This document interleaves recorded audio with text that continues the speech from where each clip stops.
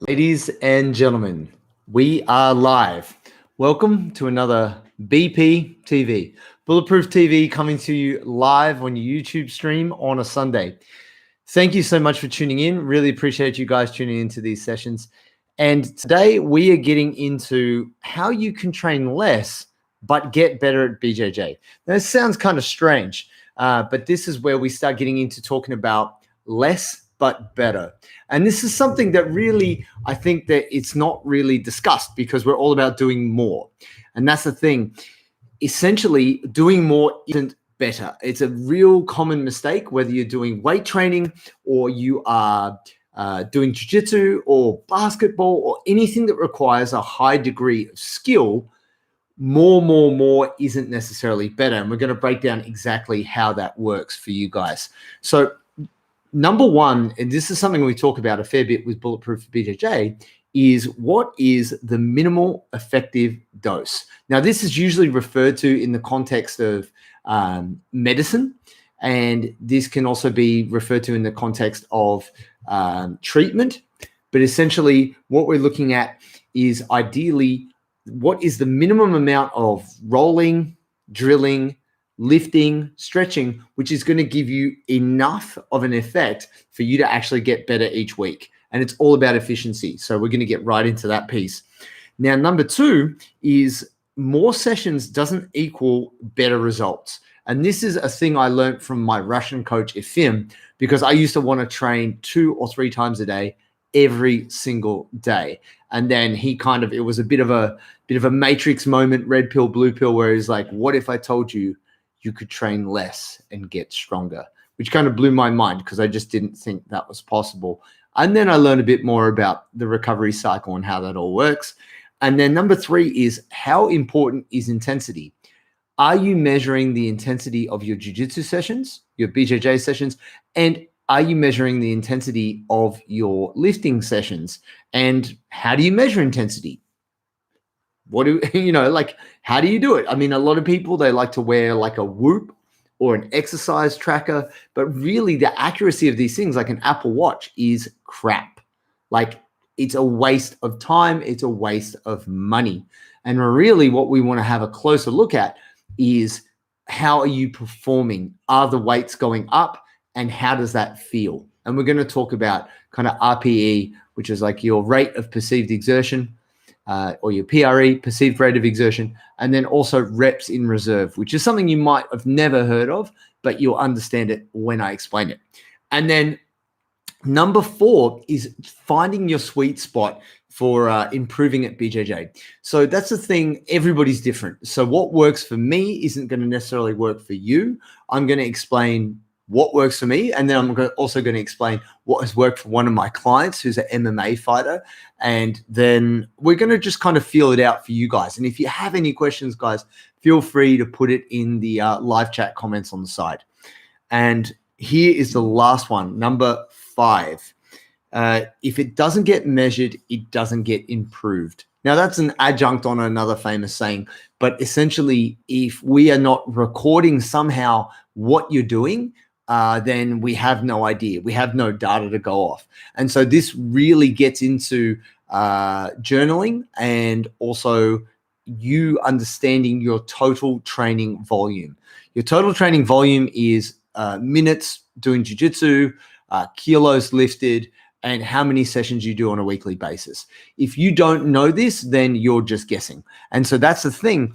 If we do not actually spend some time organizing this part of our training, then it's way harder for us to get better. And then just doing as much as you can and just throwing as much energy at something as you can is all you've got to go off. So if we actually want to get better faster, it is absolutely crucial that what we do is we record what we do and we break it down. And I'm going to explain exactly how we can do that. Cool. Now, I always bring a cup of tea to my lives, keeps my vocal cords lubricated. Oh my goodness. Anyway, my friends, let's talk about it. How we can get better by doing less. What is minimal what is the minimal effective dose? So there's a term in technology startups called MVP, which is your minimal viable product. What is the least you can do to prove that you have an idea that something works? That's your MVP. Now, minimum effective dose is, okay, let's say right now you train jiu-jitsu 3 times a week and you're going to start the Bulletproof BJJ program, and that requires you to lift twice a week. But then also, not only do we want you to lift twice a week, we want you to be doing mobility sessions around that. So it's like, all right, essentially you are committed to 3 jiu-jitsu sessions a week, 2 lifting sessions a week, and at least 3 sessions doing mobility. And we also encourage you to be doing a bit of mobility before and after training so that you can kind of sprinkle in your mobility throughout the week. You are essentially doing 8 sessions, 2 lifting, 3 mobility, 3 rolling. Now, that might be good enough for you, but I'm going to say something right now, guys. People are like, oh, I'll train more jiu-jitsu. The best way to get better at jiu-jitsu is just train more jiu-jitsu. And I know for sure there's a lot of jiu-jitsu coaches out there who will say to you, oh, you just go train every day. And it's like, okay, if you want to be a world champion, that's fine. You need to train, 5 days a week, 6 days a week. You need to train twice a day, but you also have to factor in your recovery. So it's not something you can just jump straight into. If you haven't gotten used to training 3 days a week for a number of months consecutively, you actually need to build some time at that level, at that volume of training, and then you build it up a bit higher. I'm going to give you guys a really good example. So the second time I went to Brazil, actually it was my 3rd time to Brazil, but my first long stay in Brazil, I was like, I'm going to train 3 times a day. It's going to be awesome. No, I was training twice a day, and I did that for a couple of weeks. And I was like, yeah, I'm going to do 3 times a day. I did that 2 days and I was crippled. Like doing 3 a days, 2 days in a row, I could barely move. Like I had no energy. I could barely get myself out of bed. And really, I wrote myself off that I couldn't train for the next 2 or 3 days. And then I came back on Saturday and did a light session. I was like, dang, I need to be able to build up to the 3 a weeks, like 3 a days throughout the week. So I would do a week, and I would have 1 day a week where I would do 3 sessions. And then the next week, I had 2 sessions where I did 3 a days. And then the following week, I tried to do 3 sessions at 3 training sessions a day with twice a day on the other days. And I actually couldn't do it. I had to take a day off, right? So I was pushing the limits. I was absolutely pushing the limits of my capacity because I was also trying to lift weights. And this is me just going mental, right? And I am somebody, for those of you watching this who don't know, I actually trained to try and make the Olympics for Taekwondo. And we used to train 3 times a day. And that's when I was in my early 20s. And I was kind of used to that mentality of I need to train 6 to 8 hours a day. This is not true. What I learned from that experience was that actually training twice a day was optimal for me, where I would have a light session in the morning, a really heavy session at lunch. Like that was the main training. Lunch training was the hardest. And then I would do possibly a weight session at night, but not every day. And that was me at my absolute fittest extreme. Now, that is the maximal effective dose. That's not the minimal effective dose. Let's talk about, for you, what is the minimal effective dose? This is what I'm going to say. If you train jiu-jitsu 3 times a week, you could potentially train 4, but it doesn't mean it'll be better. And here's the thing. When we miss a jiu-jitsu session, we compensate, right? We go harder. Oh, I missed a session. I didn't come on Monday. Oh man, I'm going to train Tuesday night. I'm going to go so hard. And then what can happen is if you're not used to a certain level of intensity in training, then the next day you are bottoming out. And when you come to training on Wednesday or Thursday, your quality is lower. What we're talking about here is keeping quality across your sessions. So if you can, train Monday, train Wednesday, train Friday, and do not do jiu-jitsu on Tuesday and Thursday. This is just a hypothetical, guys, so bear with me. On the days you don't train jiu-jitsu, these are the days when you would do your lifting, right? I encourage you to try and be as fresh as possible to do your lifting. So that way you get the best quality possible, which will mean on the days you do jiu-jitsu, you're fresher for jiu-jitsu, and the days you don't, you'll be fresher for lifting, right? So this is the minimal effective dose. And this is for somebody who's only training 3 times a week. That's what I'm saying. Now, if you can only train once or twice a week, that's actually not even really an effective dose. Let's be honest. I do have one person who said to me, oh, I can only do jiu-jitsu once a week and I can only lift once a week. And I said, okay, you're going to suck at both. Yeah, that's right, ladies and gentlemen. That is the mic drop. That is the truth. You will not get better at anything only training once per week. Now, for some of you out there, you're just trying to stay connected with your gym. You're just trying to see your friends. There's nothing wrong with that. And I understand that raising a family, running a full-time business, whatever you might have going on in your life, you're just trying to stay connected with jiu-jitsu, and that's fine. I'm not trying to put a criticism on you other than to say you cannot expect to get much better at jiu-jitsu training once a week. Twice a week, yeah, you can work with that, and that's fine, because for some people, twice a week is enough and they feel like they can really get on top of it. But understand that you have to focus in very in a disciplined way. If you only train twice a week, then you need to pick a discipline. You either need to pick a gi or pick no gi, and you need to stick at it, because the way the game has changed, jiu-jitsu has evolved. No gi is a very different game to what it was 10, 15 years ago, and the gi game is also more specialized. So you need to pick a discipline and stick to it. Now, if you train jiu-jitsu only twice a week, you're still going to need to be doing, some kind of complementary training at least once or twice a week around that to make sure you do not get injured. You are just as likely to get injured being a weekend warrior as you are a full-time competitor. That's the thing people don't understand. They're like, oh, I only train light. Oh, I just show up once or twice a week. That's not good enough, guys. You are just as likely to get your knee reconstructed as somebody who's training twice a day, every single day. So the thing we have to know about the minimum effective dose, we still have to respect it and take it seriously as if we were a full-time athlete. So that's a key understanding. So what I would say to you guys, the minimum effective dose to get better at jiu-jitsu is 2 to 3 times per week, but the approach is quite different. If you're training 3 times a week, you can train a bit of no-gi, you can train a bit of gi, and you're still going to get exposed to enough skills to improve. But if it's only once or twice a week, you really need to choose and stick with it. Cool. Moving forward. Now, if you have any questions that are totally unrelated to this topic, guys, you can just put them in the live chat. Feel free just to say hello, whatever you like, pop it in there. I will get to it at the end, I promise. And if it's on topic, I'll answer it as we go. Number 2, more sessions doesn't equal better results. So this is actually an interesting observation I got from Hoyler Gracie. I did Hoyler's seminar many years ago when he came out to Australia, and he was talking about guys that he trained who only came in 2 or 3 times a week, and they came in fresh and they came in happy. And he said that he had guys who were just living in the gym, just mat rats, just living in the gym. They always trained. They trained hardcore, full on pour harder. And essentially what happened was these guys came in, they weren't tired. They were quite fresh. Their mind was open, and they actually started kicking the asses of the guys who train full time. And everyone's like, what? How's this possible? These guys don't train that much. But the difference was this: their quality was higher. If you're tired all the time, if you're not enthusiastic, if you're not having a great time, you're grinding. And there's a lot of, don't get me wrong, you got to give credit to people who are giving their all to improve at something, but you've got to say, is this effective?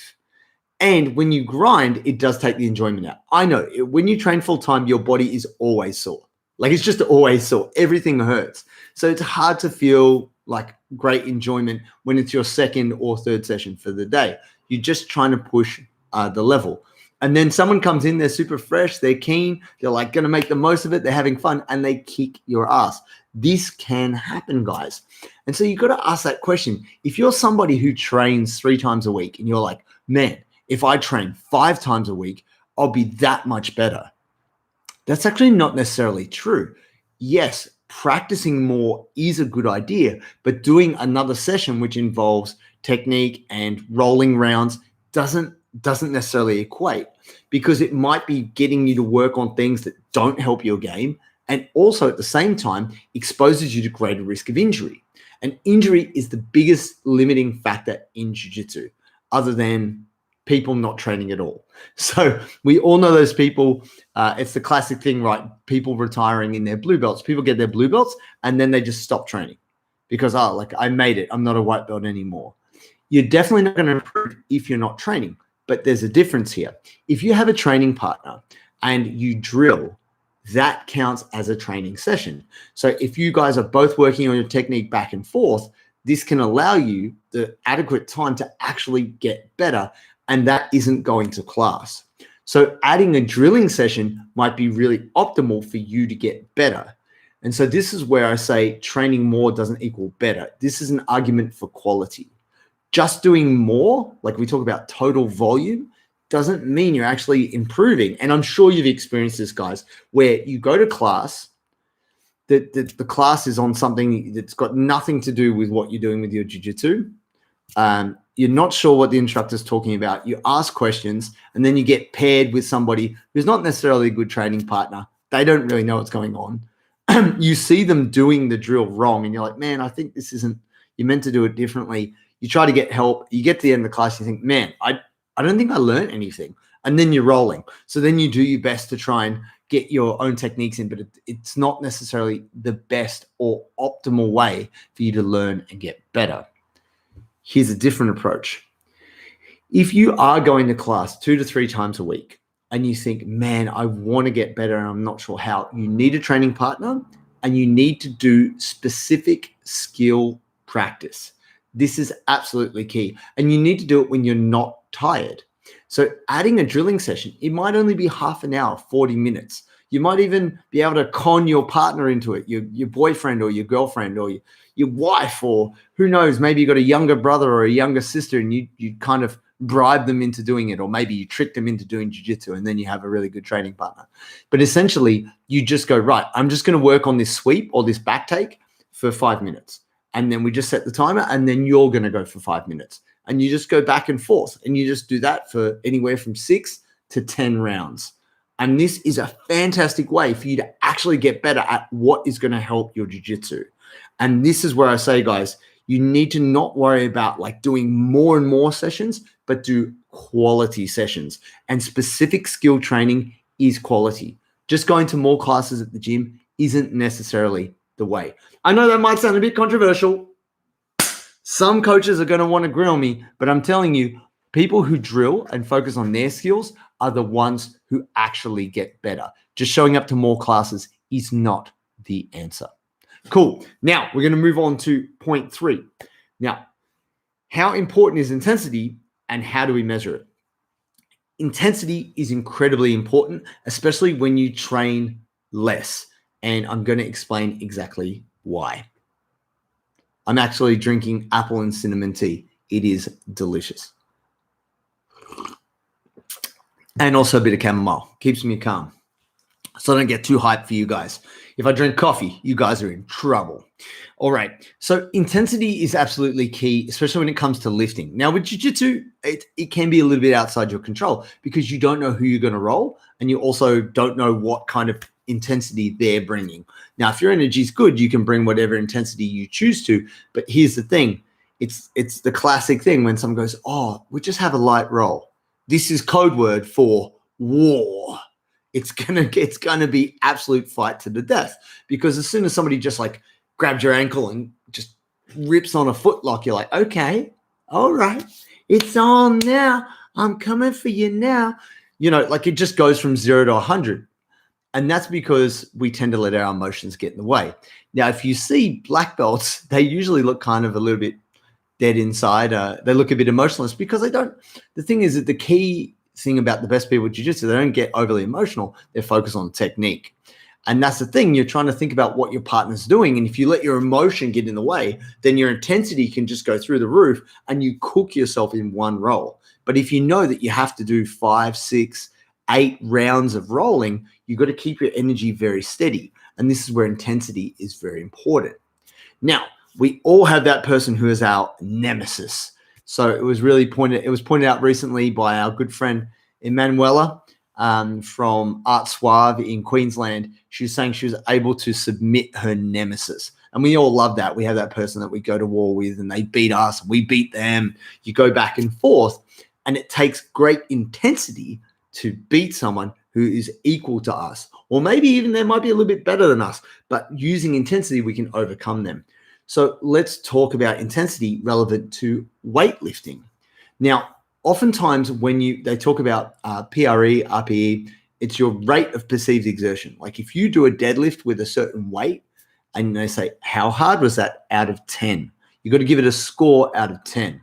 Now, if you give it 8 out of 10, that means it's a kind of 8. It's an 80% intensity. If you do a max deadlift and you go, whoa, that was a 10 out of 10, then we're looking at 100%. Like that is your maximum rate, like your rate of perceived exertion. So here's the deal. There's another way that we can measure intensity in the weight room, and this is called reps in reserve, RIR. I'm going to write this in.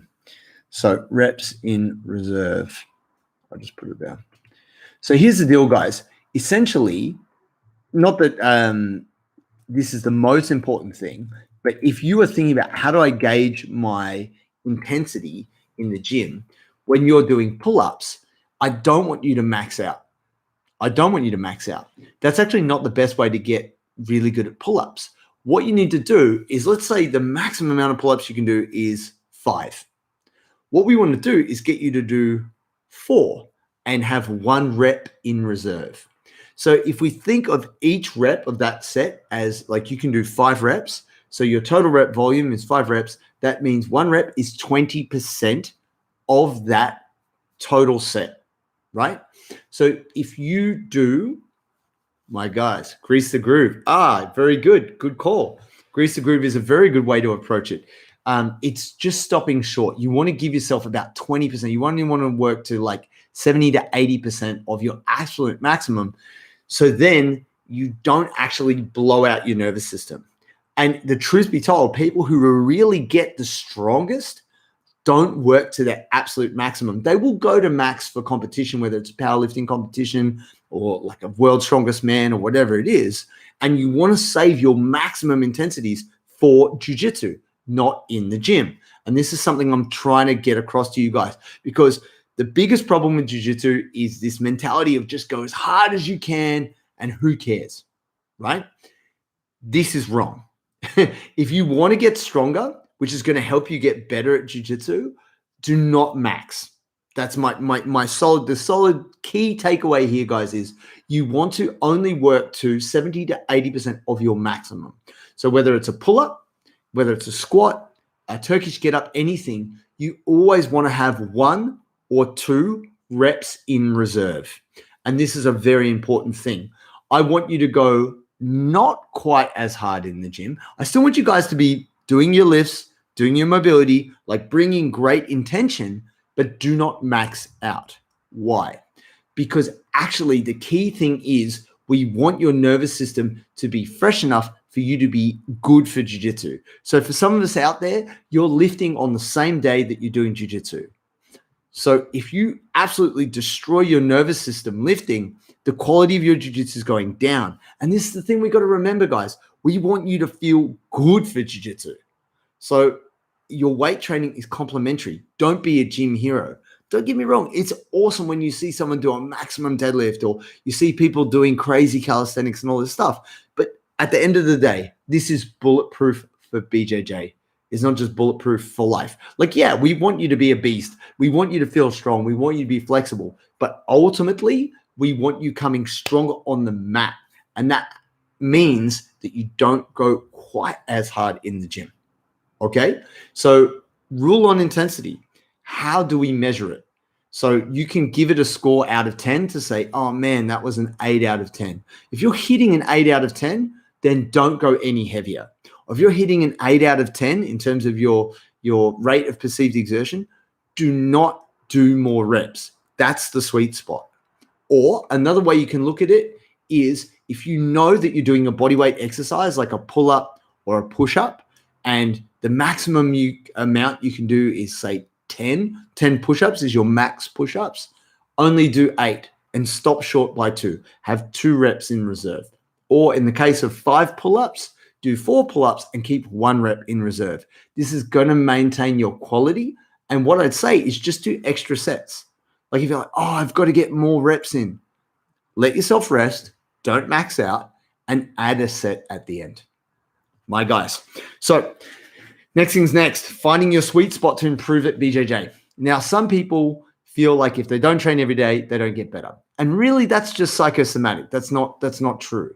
The thing is, when you come to jiu-jitsu, do you have a plan? Do you know your game? PRE for program warm-up exercises, P? Are you measuring your intensity on warm-up, Steve? Good question, Steve. What I'd say is when you're thinking about any of the warm-up movements, they shouldn't be bringing you to a state of fatigue. So even though they might make you sweat and you might be working, we really wouldn't want to be more than like a 6 or a 7. I'm going to say 6 or 7 PRE, perceived rate of exertion, for warm-up. Like, here's the thing. I'm going to be honest right now. If you're working at a kind of perceived rate of exertion of 5, you're not really exerting yourself. Like, we got to be honest here, right? We're trying to find that in between on intensity. If you're like, nah, yeah, I could do this all day, it's too easy. But then also, if you're like, man, I'm starting to gas, and that's a problem. If you're gassing in warm-up, we've got to have a look at your recovery because you should not be getting too tired in warm-up.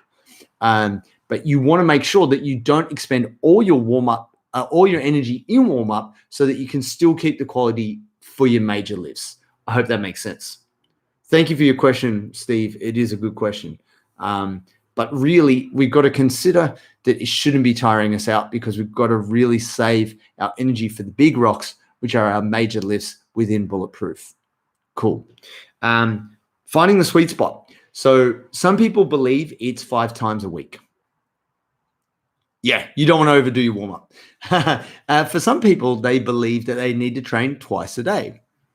It just really depends on the individual, right? But here's how you can tell, or here's how you can find your sweet spot.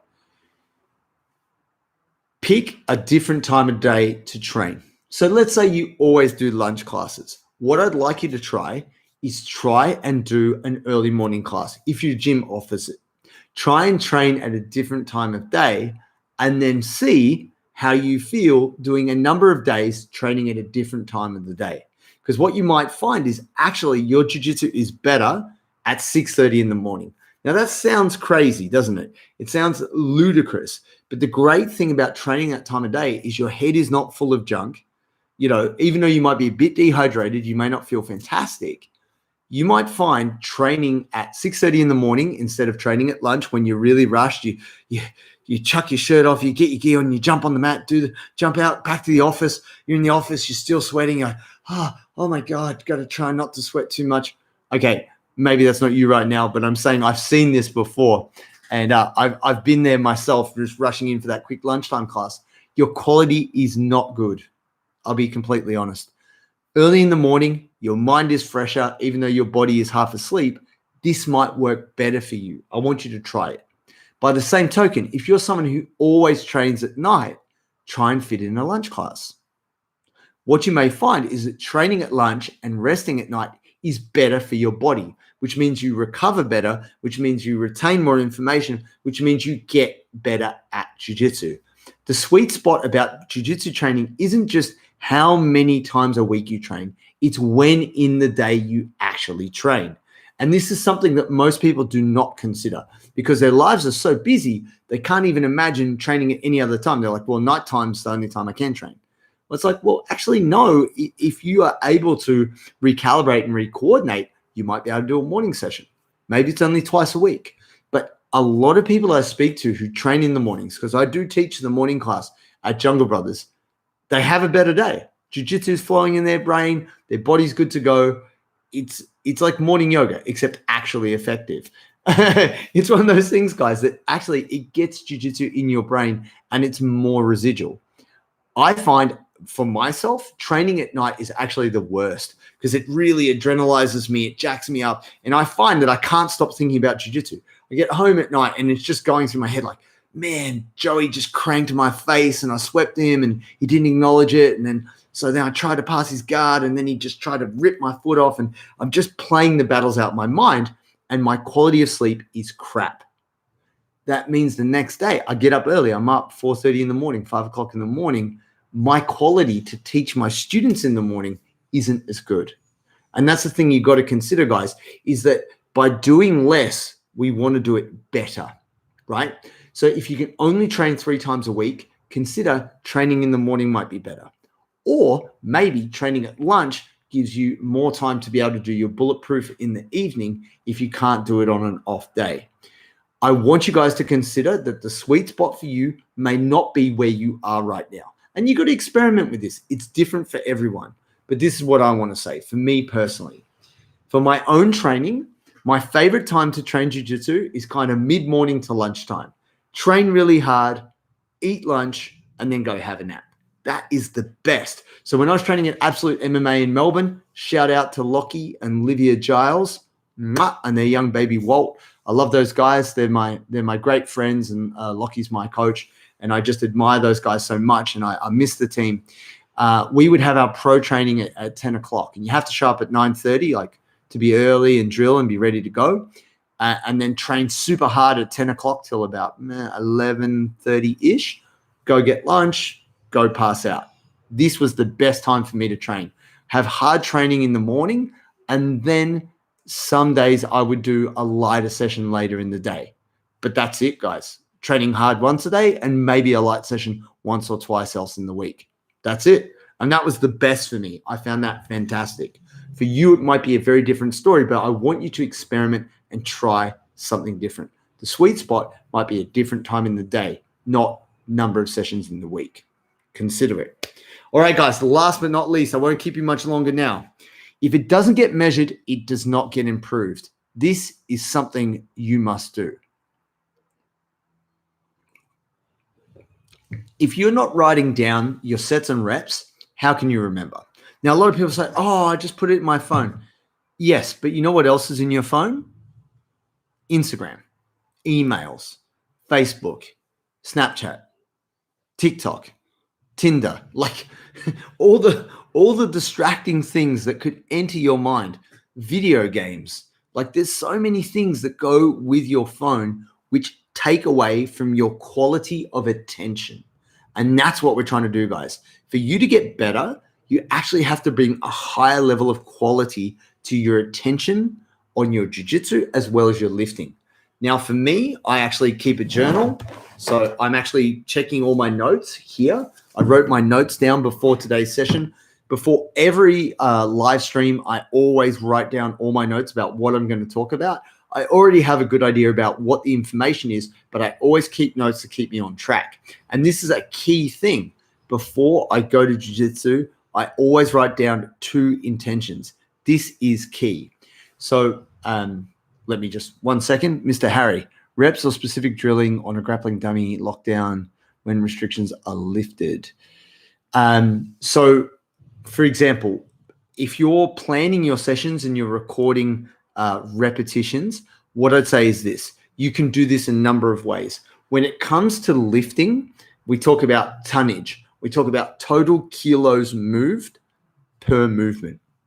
So if you're doing a deadlift or you're doing a pull-up, it's always important to look at the end of the session and record the total number of reps at however much weight. So let's say that you were deadlifting 100 kilos and you're doing pull-ups with your body weight and your body weight is 80 kilos.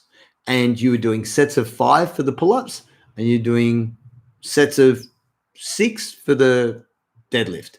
You're doing, so every time you lift the barbell for the deadlift, it's 100 kilos, right? So a set of 6 is 600 kilos. If you did 5 by 6, that is 3,000 kilos. Yep, that's right. That was your total tonnage for your deadlifts. Now, if you're doing 5 pull-ups at 80 kilos, right? 5 times 8 is 40. So that's 400 kilos, Is that right? My math is not good. five by 8 is five. 5 times 8 is 40, I believe, because 10 times 8 is 80. Excellent. I'm winning, guys. Thank you. Mathematics wins. 400 kilos per set. So if you're doing 5 sets, what do we say? That's 2,000 kilos in terms of lifting your own body weight, right? So if you want to get better, you have to incrementally increase the weight or the reps. Now, if you're not writing that down, it's pretty hard to remember. Like even me just doing some basic math, talking to you guys here, I'm still like struggling to compute it, right? You don't want to be doing a whole bunch of math. You just want to be able to peel back through your diary, have a look and go, oh, what did I do last time? That's right. Oh, I did like a total of 2,000 kilos for that movement. This week, I'm going to do 2,200 kilos. And that's not much, guys. It's only a 10% improvement. But actually, that's huge because if you do that week on week, you're actually going to be significantly stronger. You're going to be 40% stronger in only a matter of 4 weeks' time. But you have to pay attention to it and you have to write it down. Now, when this comes to doing drills, I think this is quite key because some people struggle to keep a diary and write jiu-jitsu movements down. I always set an intention. So before I go to jiu-jitsu, I write down 2 key intentions. So I'll be, I'm passing guard. Like that's what I'm doing. Like today I'm staying on top and I'm passing guard. So that is my absolute number 1 focus. And then number 2 is don't get taken down. Take them down, don't get taken down. So I set my intention. Then I have a technique that I will be drilling. And I make sure that I spend a certain amount of time drilling a single technique that I'm working on, whether it's a throw or a sweep or a pass. That's the thing I'm doing, and I don't deviate. I just pick that one thing. Now, some people might find that boring, but like for you, Harry, if you're stuck at home and you've just got like one of those drilling dummies, what I'd recommend is that you set the timer and that you spend a portion of time, whether it's 3 minutes, 4 minutes, 5 minutes, working on a single technique. Now, you can keep count of that particular technique if you want to measure if you did 100 arm bars on one side or 100 on the other. But I find working on a grappling dummy just isn't as effective as if you've got a training partner. Now, I know you got kids, so you can practice your techniques on them. But essentially, for someone out there who's stuck at home and you have a grappling dummy, it is worthwhile not to worry too much about the number of reps, but measure the amount of time you spend focusing on one technique. Now, if you spend 5 minutes on one technique and then you change, you do 5 minutes on a different technique, and that's fine because it can get very boring doing the same thing over and over for an hour at a time, but you will get very good at this. And you have to write it down because it's the same thing, guys. It's not to say, oh, you just have to do hours and hours of training. But here's the thing. Once you've done a technique 500 times, 1,000 times, you will actually find it's easier to do. And that it actually takes less effort because you develop a degree of efficiency. But if you're not actually paying attention to what skills you're working on, like if you have no idea what you're working on in your jiu-jitsu, then we have a problem.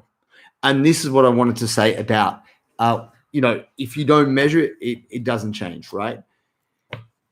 I have spoken to even some high-level brown belts, and I've said to them, hey, man, what is your jiu-jitsu right now? Like, what are you working on in your game? And they were like, oh, I don't know. That is the silliest thing I've ever heard because jiu-jitsu is such a complex set of skills. You need to be able to break it down into its individual parts and focus on really trying to master a small corner. So then you can build out from that small corner. This is super key. Now, if you're not writing down, today I'm working on Uchimata or today I'm doing knee slice pass, if you don't bring that level of attention to your jiu-jitsu, you're going to struggle to get better. And sure, you can just keep showing up, but just showing up more and more without some focused attention does not mean you will get better. And there's a lot of people out there who are staying stuck as they say, oh, I'm a white belt for life. This is the most ridiculous thing I've ever heard. Oh, white belt mentality. White belts have the dumbest mentality of all time. It's just like hit and miss. Like that's not how you get better. How you get better is you have a hypothesis. You have an idea. You're going to go and test it out. You're going to think like a scientist. And then you get feedback as to how successful you were with that idea or that technique. Then you have to reflect on this, make adjustments, make changes, and retest. Get feedback, adjust, rethink, retest. And you keep doing this over and over, and you must not repeat your mistakes. The only way that you can bring attention to this, whether it's lifting weights in the gym, doing jiu-jitsu, or trying to master a new skill, is by actually having a process of tracking what you're doing. If you do not have this process, then you're going to struggle. Now, I know some people, they don't like writing stuff down on paper, and I totally get it. So people do put it in their phone. Putting it in your phone is better than nothing, but 1 is still greater than 0. It doesn't make it good, right? +1 is something, but we're not looking for something. We're actually looking for optimal. So that way you don't have to just do more and more mindless training. We want quality over quantity. We want less, but better. Let that sink in. All right, my friends, thank you so much for tuning in. Really appreciate you guys. And look, if you have a topic that you'd like me to discuss or go deep on, more than happy for you to suggest it. Please feel free to put your comments in the comments on the side. And then also feel free to put it on our page. So our Facebook community page, feel free to post a question and say, hey, would you please discuss this idea or this question? Because every week I go based off questions that I get from direct messages and from comments that I get from people via Instagram. So feel free, if you would really like to have a question answered about approaching your learning and training for jiu-jitsu or what you're doing in the gym to get stronger, fitter, more flexible, that's what we're here for. So my friends, even though there are challenges ahead, there is light at the end of the tunnel. So keep your head up, stay working hard, and between now and when I see you next, stay bulletproof.